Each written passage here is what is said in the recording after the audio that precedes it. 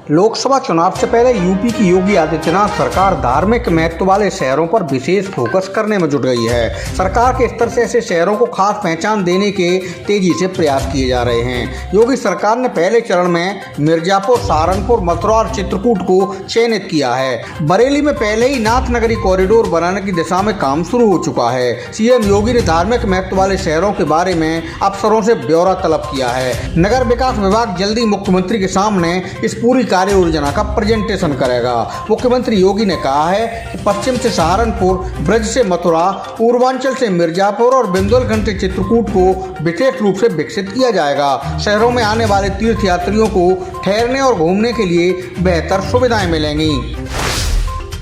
बरेली के नाथ मंदिरों में सावन के दूसरे सोमवार को शिव भक्तों का सैलाब उमड़ पड़ा। समूची नाथ नगरी बम बम भोले और हर हर महादेव के जयकारों से गूंज उठी। तड़के से ही नाथ मंदिरों में जलाभिषेक शुरू हो गया।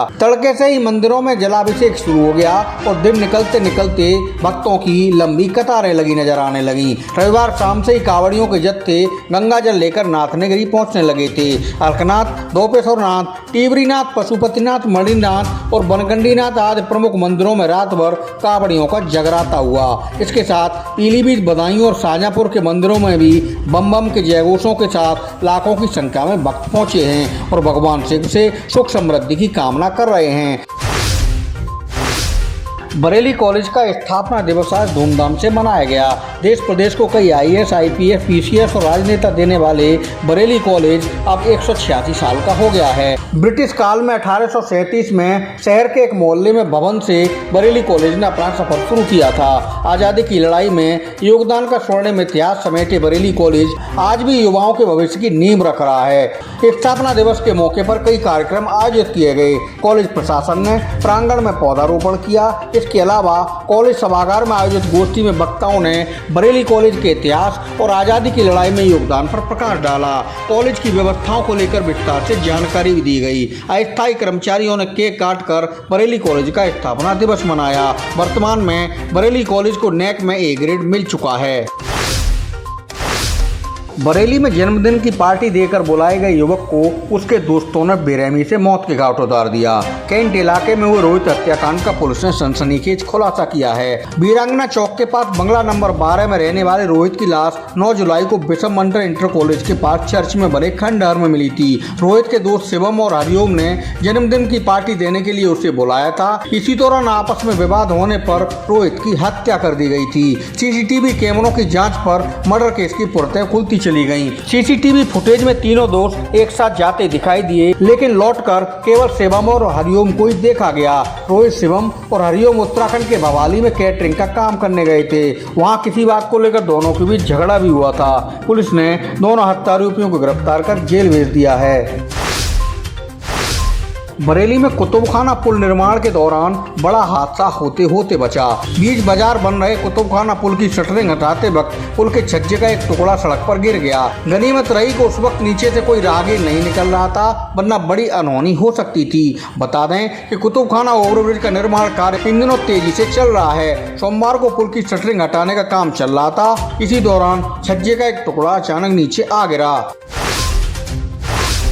IVRI बरेली के वैज्ञानिकों ने लंपी रोग का टीका तैयार कर लिया है। इस उपलब्धि को लेकर संस्थान के वैज्ञानिक भुवनेश्वर को FMD पुरस्कार से सम्मानित किया गया। केंद्रीय कृषि मंत्री नरेंद्र सिंह तोमर और केंद्रीय पशुपालन राज्य मंत्री की मौजूदगी में IVRI के डायरेक्टर त्रिवेणी दत्त को यह पुरस्कार सौंपा गया। भारतीय कृषि अनुसंधान परिषद के स्थापना दिवस के मौके पर राजधानी दिल्ली में आयोजित समारोह में IVRI को यह सम्मान मिला है। बता दें कि दुधारू पशुओं में लंपी रोग की समस्या का समाधान वैज्ञानिक काफी समय से खोज रहे थे। लंपी के कारण बड़ी संख्या में पशुओं की मौत भी हो चुकी थी, जिसके बाद से ही IVRI के वैज्ञानिक इस बीमारी की वैक्सीन खोजने में जुटे थे।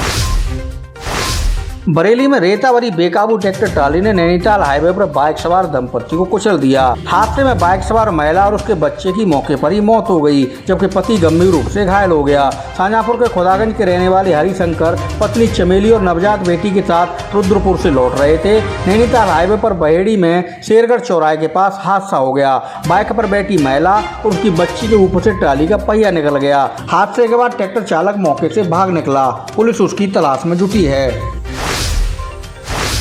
बरेली से किडनैप हुई बेटी की बरामद के लिए चक्कर लगा रही मां ने अब कार्रवाई के लिए भूख हड़ताल का ऐलान कर दिया है। डीएम और एसएसपी कार्यालय पहुंची भमौरा क्षेत्र की महिला ने कहा कि उसकी बेटी को अगवा कर लिया गया है। मामले में भमौरा पुलिस कार्रवाई नहीं कर रही। महिला ने एसएसपी और डीएम को शिकायती पत्र भेजकर बेटी की बरामदगी की गुहार लगाई है। भमौरा पुलिस की भूमिका पर उसने गंभीर आरोप लगाए हैं और कहा है कि अगर बेटी को बरामद नहीं किया गया तो वह धरना देकर भूख हड़ताल शुरू कर देगी।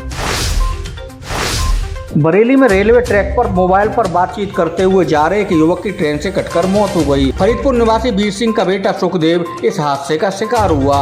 मोबाइल पर बात करने की वजह से वो ट्रेन की आवाज नहीं सुन सका और उसकी चपेट में आ गया। वहां से गुजर रहे राहगीरों ने परिजनों को हादसे की जानकारी दी तो परिवार में कोहराम मच गया। पुलिस ने युवक के शव को पोस्टमार्टम के लिए भिजवा दिया है।